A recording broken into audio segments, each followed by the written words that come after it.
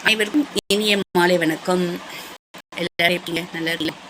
சரி, நான் ஒரு 2 நாளைக்கு முன்னாடி ஒரு நியூஸ் கேட்டேன், ஒரு செய்தி பார்த்தேன். அது உங்ககிட்ட பகிர்ந்துக்கணும்னு நினைக்கிறேன். சரிங்களா? முதல்ல ஒரு விஷயத்தை நான் சொல்லிடுறேங்க. ஒரு காலத்தில் ஆசிரியர்கள் என்றால் ஒரு மரியாதை, மதிப்பு, கடவுளுக்கு நிகராக அவங்க போற்றப்பட்டார்கள். ஏன்னா பெரும்பாலும் குழந்தைகள் பள்ளியில் இருப்பது தான் அதிகம். நல்லது கெட்டது, கல்வியை போதிப்பது, ஒழுக்கத்தை போதிப்பது, உலகத்தில் எப்படி வாழ வேண்டும் என்று கற்றுக் கொடுப்பது, எப்படி வாழக்கூடாது என்று கற்றுக் கொடுப்பது எல்லாம் ஆசிரியர்கள் தான். ஏன்னா முக்கால்வாசி நேரம் பிள்ளைகள் பள்ளியில் தான் இருக்காங்க இல்லையா? அதனால்தான் மாதா, பிதா, குரு, தெய்வம், கடைசியாக தெய்வத்தை வச்சாங்க. முதல்ல பெற்றோர்களை மதிக்கணும், இரண்டாவது ஆசிரியரை மதிக்கணும். இந்த ரெண்டுத்தையும் மதித்து வர குழந்தைங்க தான் வாழ்க்கையில் நல்ல நிலைமைக்கு வந்திருக்காங்க. நீங்கள் வேணால் கடந்த காலத்தில் நல்லா அச்சீவ் பண்ணுங்கள், வாழ்க்கையில் நல்லா அச்சீவ் பண்ணுங்கன்னா பார்த்தீங்கன்னா அவங்க பெற்றோர்களை மதிச்சிருப்பாங்க, ஆசிரியர்களை சொல்படி கேட்டிருப்பாங்க. ஆனால் இப்போ அப்படியே இருக்குது? இல்லை. ஆசிரியர்கள்னால் ஒரு கேவலம். உடனே ஒரு திட்டக்கூடாது, ஒரு அடிக்கக்கூடாது, மேலே கை வைக்கக்கூடாது, உடனே வரைஞ்சு கட்டின்னு வந்துடுறது. என் குழந்தைய எதுக்கு அடிச்சுக்க, அந்த குழந்தை என்ன தப்பு படிச்சலாம் கேட்கறது கிடையாது. என் குழந்தைய எப்படி அடிக்கலாம் நீங்கள்? ஏன்னா அதுக்கு காரணம் எல்லாருமே ஒரு குழந்தைங்க தான் வச்சுருக்கோம் இல்லையா? அது ரைட்டு தான். அதுக்காக தப்பு பண்ணும்போது கண்டும் காணாமல் இருக்கக்கூடாது. அதே நேரத்தில் ஆசிரியர்கள் ஒன்று அடித்து கொடுமைப்படுத்துகிற அளவுக்கு ஆசிரியர்கள் கொடுமைக்காரிங்க கிடையாது இல்லையா? அந்த குழந்தை தப்பு செய்து நல்ல வழிக்கு வரணுன்றதுக்காக தான் ஆசிரியர்கள் திட்டுவாங்க, ஒரு அடி அடிப்பாங்க. இப்போ யாரும் எந்த ஸ்கூல்லையும் ஆசிரியர்கள் அடிப்பது கிடையாது. என்னன்னு கேட்டால் ஸ்டூடெண்ட் தான் ஆசிரியர்கள் அடிச்சிடுறாங்க இல்லையா? ஒரு காலத்தில் தவறுகள் குறைந்திருந்தது. என்னென்னு கேட்டிங்கன்னா அவங்க ஆசிரியர்கள் ஸ்கூலில் ஒழுக்கத்தை சொல்லிக் கொடுத்தாங்க, ஆசிரியர்களுக்கு பயந்து நடந்தாங்க, பெற்றோர்களுக்கு பயந்து நடந்தாங்க. அதனால் தவறுகள் குறைந்திருந்தது. ஆனால் இப்போ பாருங்கள், தவறுகள் அதிகமாக இருக்குது. இன்னும் கொஞ்ச நாள் போனால் எல்லா ஸ்டூடெண்ட்டுமே கத்தி, அருவாள், கம்பு இதை எடுத்து ஆசிரியர்களை மிரட்டுவான், சமுதாயத்தை மிரட்டுவான், போகிற வரவங்கள மிரட்டுவோம். இப்போ அதான் நடந்துகிட்ருக்கு. நடக்காமலாம் ஒன்றும் கிடையாது, நடந்துட்டு தான் இருக்குது. ஆனால் இந்த மாதிரி பெற்றோர்களையும் மதிக்கிறதில்ல, நான் ஆசிரியர்களையும் மதிக்க மாட்டேன், எங்கள் போக்கில் தான் நாங்கள் இருப்போம், எங்களை யாரும் எதுவும் கேட்கக்கூடாது, நாங்கள் படித்தா படிப்போம், படிக்காமல் போவோம், ஸ்கூலுக்கு வந்தால் வருவோம், வராமல் போவோம், யாருமே எங்களுக்கு கேட்கக்கூடாது, ஸ்கூலுக்கு வந்தால் நாங்கள் படிப்போம், பேசிகிட்டு இருப்போம், பாடத்தை கவனிக்க மாட்டோம், நாங்கள் என்ன வேணாலும் பண்ணுவோம், நீங்கள் கேட்கக்கூடாது. கேட்டால் அப்படியே மீறி கேட்டால் இந்த ஆசிரியருக்கும் பெண் ஆசிரியருக்கும் ஆண் ஆசிரியருக்கும் தொடர்பு இருக்குன்னு ஒரு வதந்தியை கலப்பி விட்டுறது. இல்லை ஆண் ஆசிரியர் ஏதாவது தட்டி கேட்டால் ஆண் ஆசிரியர் என்னை பாலியல் செய்தார், ட்ரெஸ்ஸை பிடிச்சி இழுத்தார், அப்படி பண்ணார், இப்படி பண்ணார், ஒரு பொய் புகார். ஆனால் சில இடத்துல உண்மையிலே நடக்குது, நான் இல்லைன்னு சொல்ல மாட்டேன், நடக்குது. ஒரு சில ஆசிரியர்கள் அந்த மாதிரி பண்ணுறாங்க. சில நேரத்தில் அவருக்கு இல்லீகல் கான்டாக்டில் கூட ஈடுபடுறாங்க. நான் அதை பற்றி நான் சொல்ல. ஆனால் மேக்ஸிமம் பார்த்திங்கன்னா 80% ஆசிரியர்கள் நல்லவங்க. 1-2 அந்த மாதிரி தவறுகள் இருக்கிறதுனால எல்லா ஆசிரியர்களுமே கெட்டவங்கன்னு சொல்ல முடியாது. ஆனால் ஒவ்வொரு ஆசிரியர்களும் நினைப்பது தன்னிடம் உள்ள பிள்ளைகள், தன் வகுப்பில் படிக்கும் குழந்தைகள் நல்ல மதிப்பெண் எடுத்து வாழ்க்கையிலே நல்ல நிலைமைக்கு போகணும்னு தான் எல்லா ஆசிரியர்களும் நினைப்பாங்க. அவங்க என்றைக்குமே தன்னுடைய ஸ்டூடெண்ட்டை பார்த்து பொறாமப்படவே மாட்டாங்க. ஐயோ தாங்கிட்ட படித்த பிள்ளை நல்ல நிலைமைக்கு இருக்கா, ஒரு டாக்டராக இருக்கா, ஒரு என்ஜினியர் இருக்கா, ஒரு ஐடி டிபார்ட்மெண்ட்டில் ஒர்க் பண்ணுறா, ஒரு லாயராக இருக்கா அப்படின்னு எந்த டீச்சருமே பொறாமப்பட மாட்டாங்க. தான் குழந்தை படிக்குதோ இல்லையோ, தான் பெற்ற குழந்தை படிக்குதோ இல்லையோ, ஆனால் தான் கிட்ட படிக்கிற குழந்தை, தன் வகுப்பில் இருக்க குழந்தை நல்லா படிக்கணும்னு தான் ஒவ்வொரு ஆசிரியரும் நினைக்கிறார்கள். இதில் எந்தவித மாற்று கருத்தும் கிடையாதுங்க. நீங்கள் படித்து இன்றைக்கி வாழ்க்கையில் படிப்படியாக முன்னேறி அமெரிக்கா, லண்டன், யூஎஸ்ஏ எல்லாம் போய் நீங்கள் செட்டில் ஆகிறீங்க. இதெல்லாம் பார்த்து எந்த ஆசிரியர்களும் பொறாமப்பட்டது கிடையாது. அவங்க அதே இடத்துல, அதே ஸ்கூலில், அதே ஸ்டேஜில் நின்று தான் அதே சாக் பீஸ், இப்போ வேணுன்னா ஸ்மார்ட் போர்டு வந்துருச்சு, அதை வச்சு பாடம் எடுக்கிறாங்களே தவிர எந்த ஒரு ஆசிரியரும் ஸ்டூடெண்ட் வாழ்க்கையில் முன்னுக்கு வந்துட்டால் நம்ம மட்டும் இந்த நிலைமையில் இருக்கோன்னு பார்த்து பொறாமப்பட்டதே கிடையாது.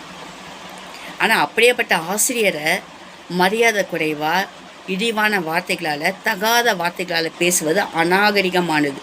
ஒரு பெற்றோர்களை மதிக்காமல் போவதும், ஆசிரியர்களை தரக்குறைவாக பேசுவதும் உங்கள் வாழ்க்கைக்கு நல்லதில்லை ஸ்டூடெண்ட். நான் அதை தாழ்மையாக நான் சொல்லிக்கிறேன். சரிங்களா? யாரை மதிக்கிறீங்களோ மதிக்கல, நீ சாமி கும்பிடாமல் போகிற, அது வேறு விஷயம். பெற்றோர்களை மதிக்க கற்றுக்கோ, ஆசிரியர்களை போற்ற கற்றுக்கோ. இது ரெண்டுமே நீ வாழ்க்கையில் செய்தன்னு நினச்சிக்கோ. நீங்கள் போய் சாமி கும்பிடன்னு அவசியம் கிடையாது. கடவுளே உன்னை தேடி உன்னை பிளஸ் பண்ணி உன்னை ஆசீர்வதிப்பார்.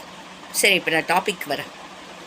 என்ன விஷயம்னு கேட்டிங்கன்னா, 2 நாளைக்கு முன்னாடி ஏதோ ஒரு பள்ளி, நான் பள்ளி பேர் சொல்ல விரும்பலை, எந்த வகுப்புன்னு சொல்ல விரும்பலை, எந்த ஊருன்னு சொல்ல விரும்பலை, ஒரு மாணவி ஏதோ தவறுதலாக ஏதோ பண்ணிட்டாங்க. ஒரு ஆசிரியை கேட்டிருக்காங்க. அந்த பிரச்சனையை குறித்து தட்டி கேட்டிருக்காங்க. தட்டி கேட்டுனா வாய் வழியாக இப்போ தான் அடிக்கக்கூடாதுன்னு சொல்லிட்டாங்களே. கேட்டதுக்கு அந்த பெண் 11ஆம் வகுப்போ ஐ திங்க் 12ஆம் வகுப்போ செருப்பு எடுத்து பப்ளிக் பிளேஸில் அந்த ஆசிரியையை அடிச்சிருக்கு. எவ்வளோ ஒரு திமிரு, எவ்வளோ ஒரு அகமாப்பு இருந்தால் ஒரு ஆசிரியரை அடிச்சிருக்குன்னா அது எந்த மாதிரி பொண்ணாக இருக்கும்? வாழ்க்கையில் அந்த பொண்ணு என்னத்தை சாதிக்கும்னு நினைக்கிறீங்க நீங்கள்? இப்படி யாருமே உங்களை தட்டி கேட்கக்கூடாது. பெற்றோர்களும் என்ன கேட்கக்கூடாது, ஆசிரியரும் கேட்கக்கூடாது. ஒன்று தெரியுங்களா, வீட்டில் அடங்காதவங்க ஊரில் அடக்கிடுவாங்கன்னு சொல்லுவாங்க. இப்படியே ஸ்டூடெண்ட்டு நீங்கள் யாரையும் மதிக்காமல், பெற்றோரை மதிக்காமல், ஆசிரியர்களை மதிக்காமல், ஆசிரியர்கள் மேலே இஷ்டத்துக்கு பழியை போட்டுட்டு அவங்க இப்படி இவங்க அப்படி ஆசிரியர்களை நடித்தாங்க பிடிச்சாங்க இப்படின்னு பழியை போட்டுட்டு ஆசிரியர்கள் மேலே பழியை போட்டுட்டு நீங்கள் படிக்காமல் கிடிக்காமல் நீங்கள் சுற்றி நின்றீங்கன்னு நினச்சிங்க, உங்கள் வாழ்க்கை கேள்விக்குறி ஆகிடும். போகிற போக்கில் பார்த்தா என்கவுண்டரில் போட்டுருவாங்க உங்களை. ஏன்னா சமுதாயம் அந்த அளவுக்கு ரொம்ப சீரழிஞ்சு போயிருக்கு. சோஷியல் மீடியாவில் பயங்கரமாக சீரழிஞ்சு போயிருக்கு.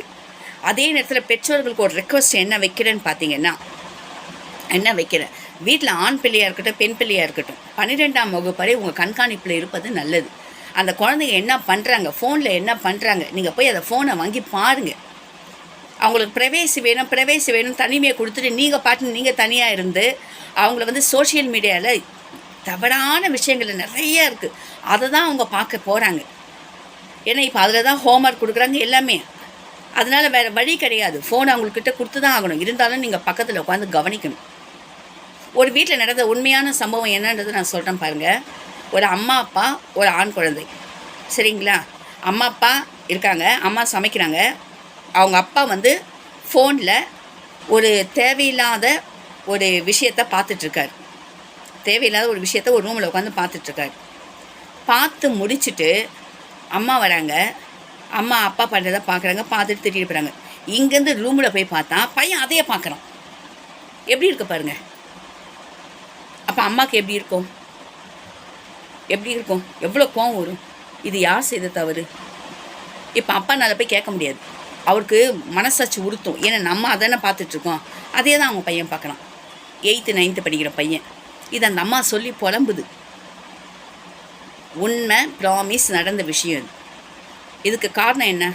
பெற்றோர்கள் ஃபோனை கொடுத்துட்டு அதை பார்ட்னர் இருக்குது. இன்னொன்று பெட்ஷீட்டுக்குள்ளே புகுந்துக்குன்னு லைவில் எவ்வளோ ஒருத்திக்கிட்ட லைவில் பேசினுக்குது படிக்கிறன்ற பேரில். இதெல்லாம் எப்படிங்க? ஆசிரியர்களும் தட்டி கேட்கக்கூடாது, பெற்றோர்களும் நீங்களும் கண்டிக்க மாட்டீங்க. அப்படியே ஸ்கூல் விட்டு வந்தால் டியூஷனுக்கு அனுப்பிடுறது. அங்கே என்ன படிக்கிறாங்கன்னு தெரியாது. அப்படியே என் குழந்தை படிக்கல, மார்க் எடுக்கல.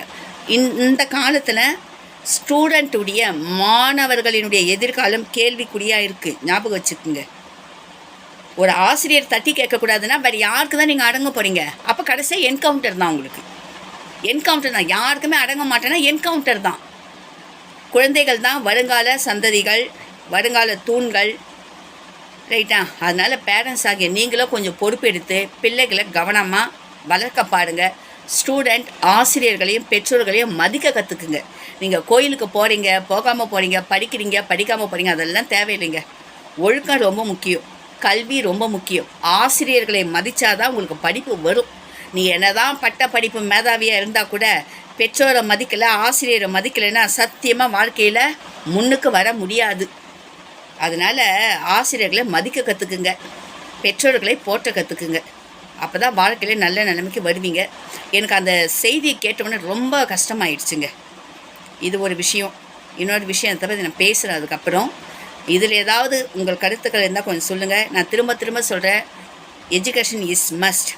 நீங்கள் உங்கள் பிள்ளைங்களுக்கு, பெற்றோர்களுக்கு நான் சொல்கிற ஒரே ஒரு அட்வைஸ், உங்கள் பிள்ளைங்களுக்கு நீங்கள் சொத்தை சேர்க்குறீங்களா, சொகத்தை சேர்க்குறீங்களா, காடு பங்களா சேர்க்குறீங்களா, அதெல்லாம் வேறு விஷயங்க.